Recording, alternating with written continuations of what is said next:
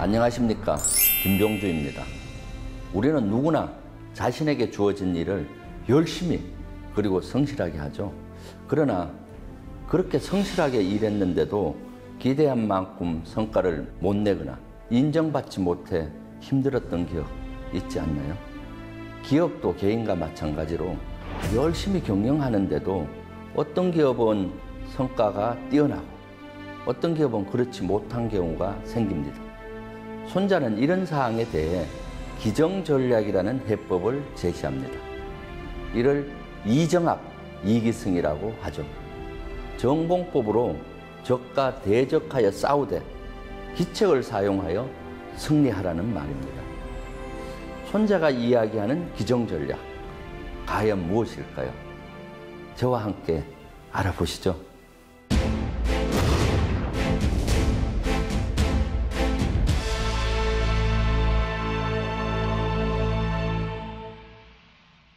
자, 그럼 먼저 전공법과 기책의 개념부터 알아볼까요?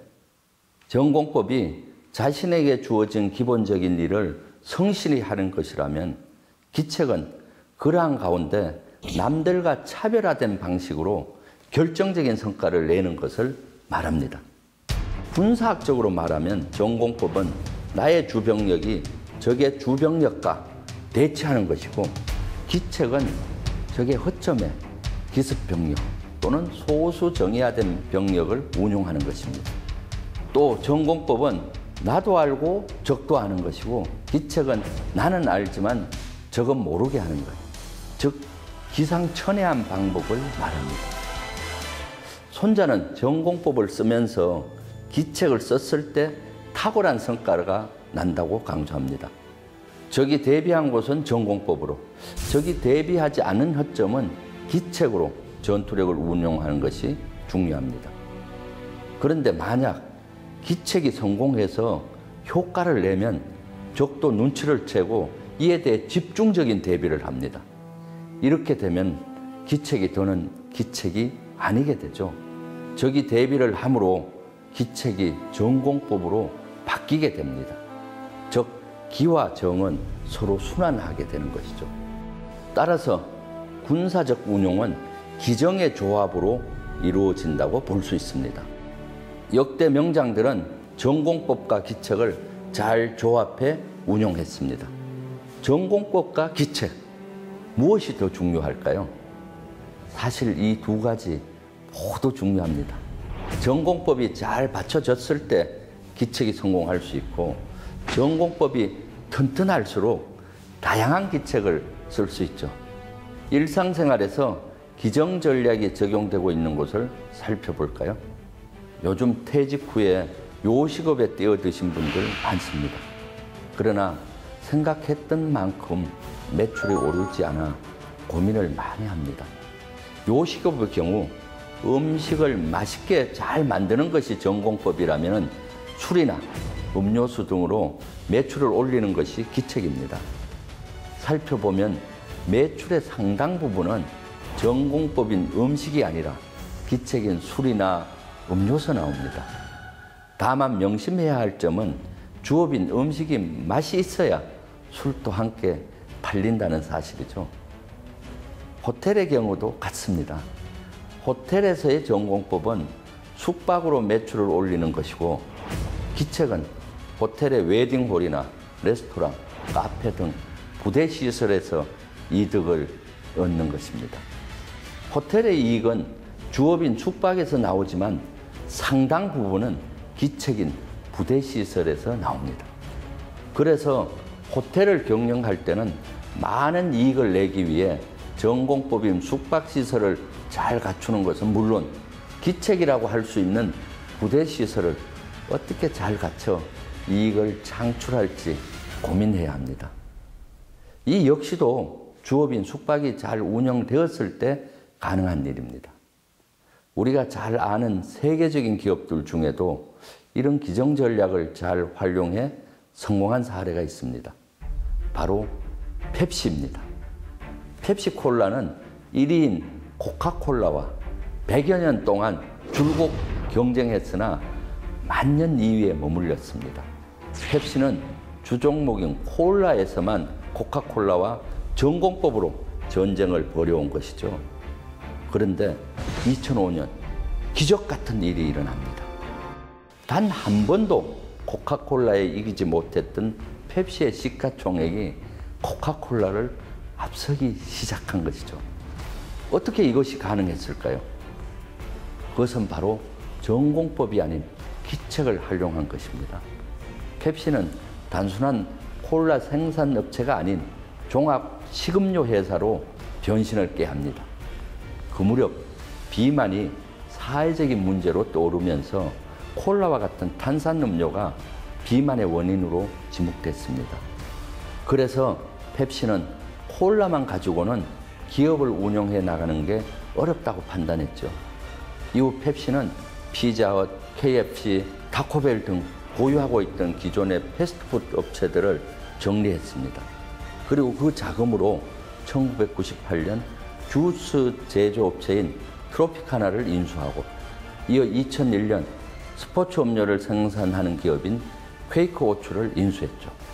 이렇듯 펩시는 손자가 말한 전공법으로 콜라를 생산하는 한편 기책이라고 할 수 있는 다양한 건강 음료 제품들로 영역을 넓혀 매출을 올릴 수 있었습니다. 그러자 마침내 2005년 12월 펩시는 112년 만에 시가총액에서 코카콜라를 따라잡게 되었습니다. 연간 10억 달러 이상 판매되는 메가 브랜드를 18개 이상 보유한 세계적인 종합 식음료 회사로 거듭났습니다. 펩시는 손자가 말한 전공법에도 충실하면서 기책으로 효과를 단번에 낸 것이죠. 기정 전략을 쓴 다른 업체도 살펴보겠습니다. 우리나라에는 카페가 많습니다. 근데 이 수많은 카페 중에서도 사람들이 유난히 많이 찾는 곳이 있죠. 별다방이란 애칭으로 잘 알려져 있는 스타벅스입니다. 스타벅스는 왜 이처럼 유명해졌을까요? 스타벅스는 단순히 커피만 파는 것이 아니라 문화 공간을 조성했습니다. 커피를 파는 것이 전공법이었다면 문화 공간을 조성하는 것이 기책이었죠. 카페에서 장시간 공부하거나 업무를 보는 사람을 위해 와이파이를 설치하고 오래 머물러도 눈치를 주지 않았죠. 물론 커피가 맛이 있어야 한다는 전공법에도 소홀히 하지 않았습니다. 때문에 비교적 비싼 커피 카페도 사람들이 즐겨 찾는 카페로 성장할 수 있었습니다. 그 결과 스타벅스는 연매출 약 1조 5천억 원을 달성하는 등 한국 카페 시장에서 선두를 달리는 중이죠.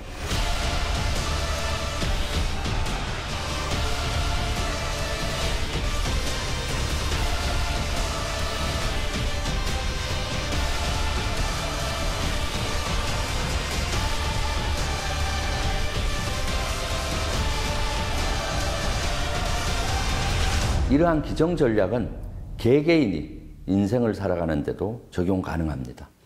일상생활에서 전공법은 자신에게 주어진 업무와 책임을 다하는 것이고 기책은 다른 사람과 차별화되는 방식으로 성과를 내는 것이죠. 전공법으로만 승부 내기 쉽지 않을 때 기책을 사용하면 좀 더 수월히 성과를 낼 수 있습니다. 제가 군에 재직할 당시 중령으로 합동참모본부에서 근무할 때 일입니다. 당시 모든 이들이 열심히 일을 하고 있었습니다. 그러한 가운데 어떤 동기는 PPT를 만드는 능력이 월등히 뛰어났습니다. 그러니 주요한 보고가 있을 때마다 PPT를 완성하기 위해 상관들은 그 친구만 찾았습니다. PPT를 만드는 능력을 제대로 인정받은 것이죠. 그 친구가 열심히 일하는 것이 전공법이라면 돋보이는 PPT 제작 능력이 그 친구의 기책이었죠. 저의 경우는 근무하는 지역의 전쟁 역사에서부터 지명 유래까지 역사적인 지식이 다른 장교들보다 상대적으로 풍부했습니다. 포병 여단에서 작전과장으로 근무할 당시의 일입니다. 포병 여단에서는 평균 월 1회 이상 작전 지역 주요 고지에 올라가서 그 지역에서 작전을 어떻게 펼칠지 토의를 벌였습니다. 전술적인 토의를 할 땐 진행자가 지형을 먼저 설명을 하고 시작하는 경우가 많았습니다. 작전을 어떻게 할지 토의하기 위해서는 지형에 대한 지식이 중요했으니까요. 저는 주로 진행자를 많이 맡았습니다. 다른 장교들은 지형 설명을 주로 했는데 저는 지형 설명뿐만 아니라 지명 유래, 작전 지역에 얽힌 역사적인 전투 사례까지 소상히 설명했죠. 전술 토의를 시작하면서 저의 설명을 들은 참석자들과 상관들은 저의 전술적인 식견에 놀라워했죠. 이처럼 전쟁사를 많이 알고 있는 것으로 저를 어필할 수 있었죠. 평소 야근해가며 열심히 근무하는 것으로는 크게 인정받지 못했으나 현재 전술토의에서는 많은 사람들에게 인정받을 수 있는 좋은 기회가 되었습니다.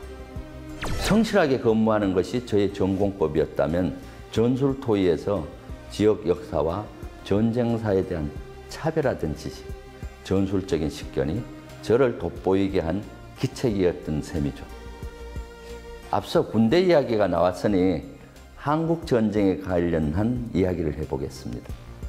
모두 잘 아시는 인천 상륙작전에 관한 이야기입니다. 기정전략을 구사해 승리한 사례 중 대표적인 하나를 꼽으라면 6.25 전쟁 중 인천 상륙작전을 들 수 있습니다.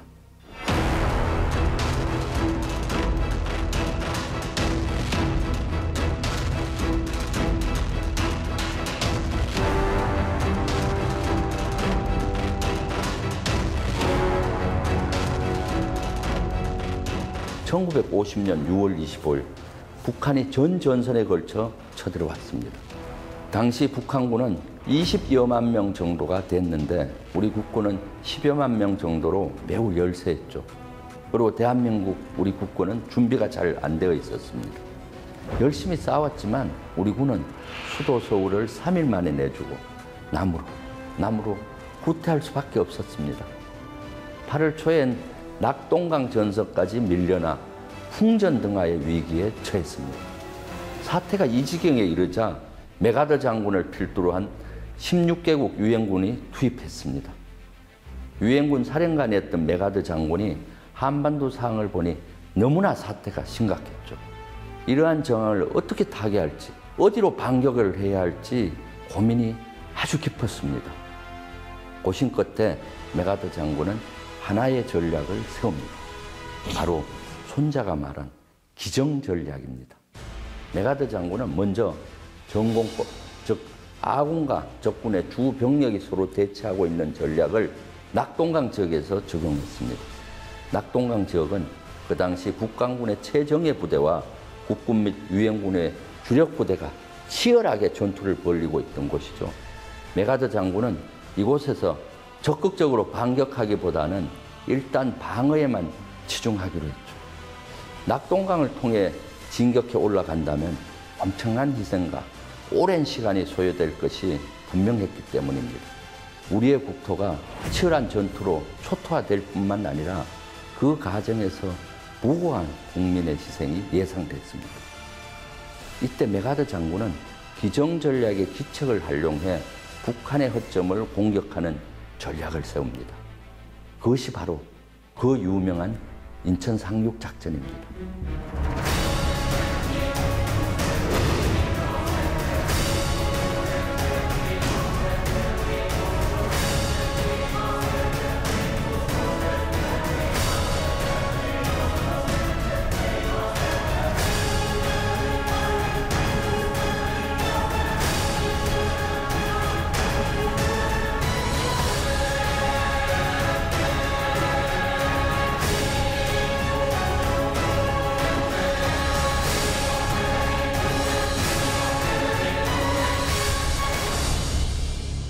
메가더 장군은 이미 태평양 전쟁을 통해 상륙작전의 경험이 많은 베테랑이었습니다.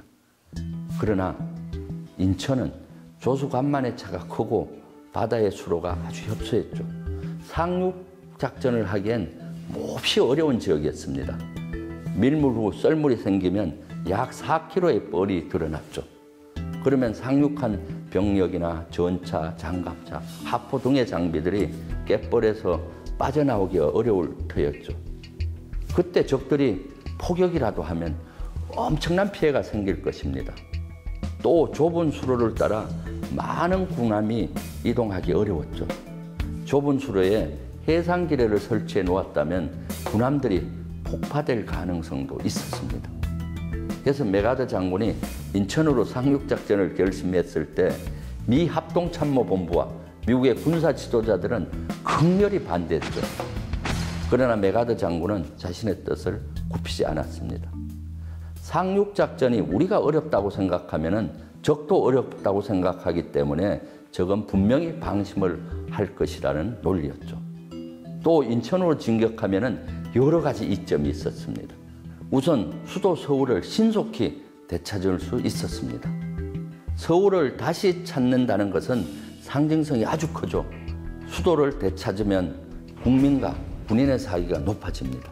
또 낙동강 전선에 배치된 북한군의 식량과 탄약 보급로를 차단해 쉽게 이길 수 있었습니다. 그리고 북한군 주력에 후퇴하는 길을 막아 북한군을 경멸시킬 수가 있었죠. 그래서 메가더 장군은 9월 15일 인천 상륙작전을 전격적으로 실시합니다. 메가더 장군은 7만여 명의 유엔군 지상군 부대와 함정 261척을 투입했습니다. 당시 인천을 지키고 있던 약 2천여 명 규모의 북한 방어 병력을 신속히 제압한 후 인천 상륙작전을 성공시킵니다. 북한군이 예상하지 않았던 곳이라 대비가 허술해 유엔군은 상륙을 쉽게 성공했습니다. 메가더 장군의 예상이 적중한 것이죠. 그리고 상륙작전 후 14일 만인 9월 28일 서울을 되찾게 됩니다. 인천 상륙작전은 그야말로 메가더 장군의 기정전략이 잘 통한 결과였죠. 전공법으로 낙동강 전선을 방어하면서 적이 예상치 못한 후방 지역으로 돌아가 인천을 공격하는 기책을 쓴 것이죠. 그 결과 6.25 전쟁에서 주도권을 잡고 북진을 할 수 있게 됐습니다. 여기서 유념해야 할 아주 중요한 전제 조건, 이제는 다들 아시죠? 기책은 전공법으로 대치 가능했을 때 성공한다는 사실입니다. 만약 인천으로 상륙하기 위해 이동하는 사이에 낙동강 전선이 무너졌다면 인천 상륙작전도 실패했을 것입니다.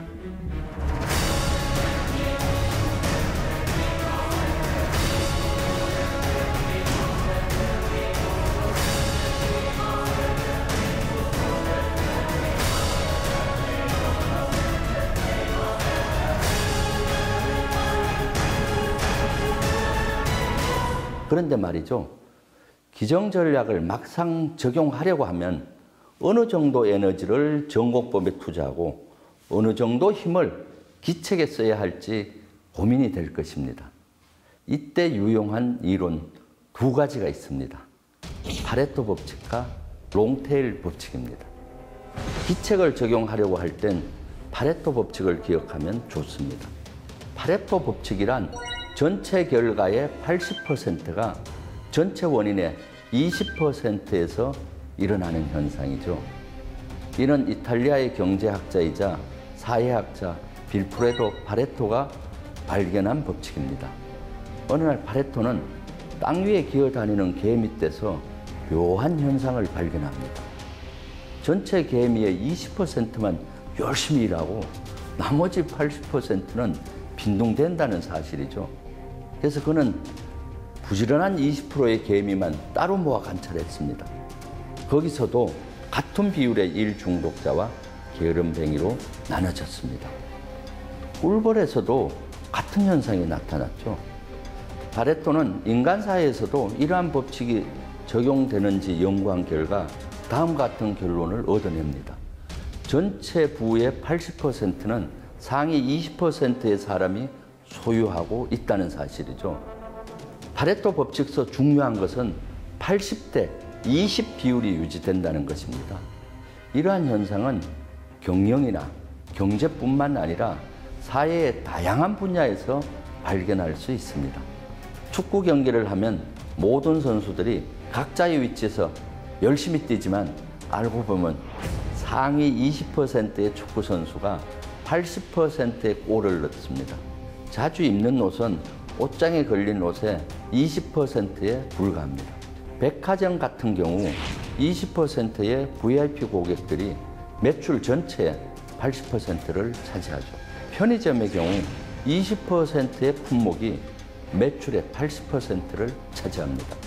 또 회사에서는 조직원 중 80%의 사람들은 평범한 사람들인데 20%의 창의적, 혁신적 사람들에게서 전체 조직의 성과가 결정된다는 이야기도 있습니다. 여기서 80%는 기정전략의 전공법에 해당되고 20%는 기책이라고 보면 이해하기 쉽습니다. 80%의 노력은 평상시 주어진 업무나 과제, 즉 전공법에 발휘하되 20%의 노력은 자신만이 가진 독특한 매력이나 캐릭터, 재능으로 남들과는 다르게 승부해 보시길 바랍니다. 이 비율이 꼭 정해진 해답은 아닙니다. 그때그때 사항에 따라서 조율을 할 수 있겠죠. 이번엔 반대로 전공법에 대한 중요성을 다시 생각해 볼 수 있게 하는 이론, 롱테일 법칙에 대해 살펴보겠습니다.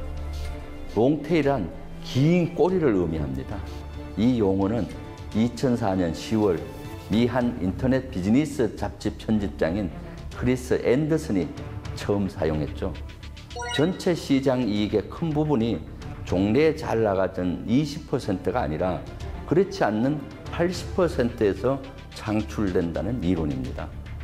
롱테일 법칙은 파레토 법칙과 상반되는 개념이죠. 즉 80%의 사소한 다수가 20%의 핵심 소수보다 뛰어난 가치를 창출한다는 것이죠. 파레토 법칙이 핵심적인 소수에 주목한다면 롱테일 법칙은 사소한 다수에 주목합니다. 사소한 다수가 더 큰 가치를 창출해낼 수 있다는 것이죠. 롱테일 법칙은 전통적 시장에서 일반적으로 통용되던 파레토 법칙을 가감히 깨버립니다. 인터넷의 발달과 온라인 상거래가 활발해지고 소량 맞춤형 생산 판매가 가능해지면서 롱테일 법칙이 주목받기 시작했습니다. 아마존 온라인 서점의 전체 수익 절반 이상은 1년에 몇 권 팔리지 않는 다양한 종류의 책들을 다양한 고객에 팔아서 발생합니다. 또 최대 인터넷 포털인 구글의 주요 수익원은 500대 기업에 해당되는 거대 기업들의 광고 수입이 아닙니다. 주요 수익원은 옷배달 업체나 제과점 등 소규모 광고주들의 집합입니다. 여러 중소기업들의 합이 소수 대기업 기금보다 강하다는 것이 증명된 셈이죠. 기정 전략을 잘못 이해하면 기책만 중요하다고 오해할 수 있습니다. 그러나 사실 기정 전략은 전공법을 같이 사용했을 때 가능한 전략입니다. 마치 롱테일 법칙에서 80% 다수가 중요한 역할을 하는 것처럼 말이죠. 80%의 전공법도 소홀히 해서는 안 되는 것입니다. 결론적으로 파레토 법칙과 롱테일 법칙 모두를 고려해 기정 전략을 이해하고 적용해야 합니다. 손자가 말한 전공법을 사용할 땐 롱테일 법칙을 염두에 두고 기책을 사용할 때는 파레토 법칙을 사용하는 것이 타당합니다. 투자를 할 때 기책과 파레토 법칙은 선택과 집중에 해당되고 전공법과 롱테일 법칙은 계란은 나눠 담으라는 분산 투자 개념에 더 잘 어울리겠죠. 이 이론들을 유념하며 전공법과 기책의 균형을 유지하는 것 매우 중요합니다. 손자가 말한 기정 전략을 체득해 직장생활, 일상생활에서 같은 노력으로도 큰 성과를 내시길 바랍니다. 감사합니다.